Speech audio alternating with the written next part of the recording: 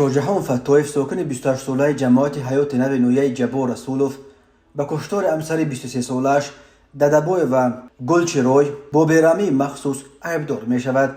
اکبر شریفی سخنگوی رئیست وزارت کارهای داخلی ولایت سوخت روز هفتم ماه سال 2023 در نشر نوبتی برنامه تلویزیونی میلیسیا خبر میدهد گفت این حادثه ساعت 12 شب 26 اپریل سال 2023 در زمینه رشک و بدگمانی رخ داده است.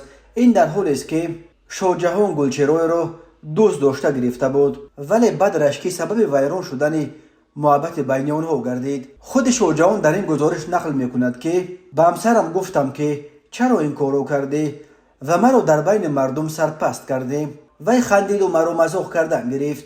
بچه کوتاهی را دادن همسر این مرد بدرشک معلوم نیست ولی وزارت کارهای داخلی قبلا گفته بود که فتویف در داخل اجره با تلفن گپ زدن همسرش را دیده به غضب آمده است. بنا به گزارش اکبر شریفی فتویف و همسرش همان شب نحس 26 اپریل بعد چندین مدت نامرسایی در حوله خانه گلچروی در کوچه بایروف شهرک میرآباد مرکز نویه جبار رسول وا خوردند، اما کوشش به افاقه آوردن این جفت جوان نتیجه نداد. بحث لفظی بین آنها به مناقشه پیچید و شاهجهان فتویف با کرد به اعضای حیاتاً مهم بدن گلچروی ددبای و 6 ضرب کرد زده است و گلوی او را با کرد بریده است. شورت رسولزاده مفتش داستانی نویه جبار رسولوف گفت که این مناقشه خونین در داخل خانه رخ داده بر اثر جراحت برداشتهش جوان زن در همانجا یعنی در جای حادثه به هلاکت رسیده است.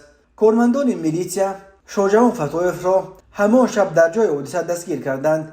نسبت به او بر اساس ماده 104 با اتهام آدمکشی پرونده جنایتی باز کردند. به این جوان بدرشک اکنون همچون جزا تا 25 سال زندان یا حبس عمرباد تهدید میکند. وقتهای آخر از تاجیکستان درباره کشتار و قصد کشتار خویشاوندان نزدیک از جمله همسران از دست شوهرانشان خبرهای زیاد به دست میرسند. کشتار یا قصد کشتار همسران از دست شوهران طوری از نتیجه های تفتیشات برمی آید اساسا در زمینه رشک صورت میگیرند.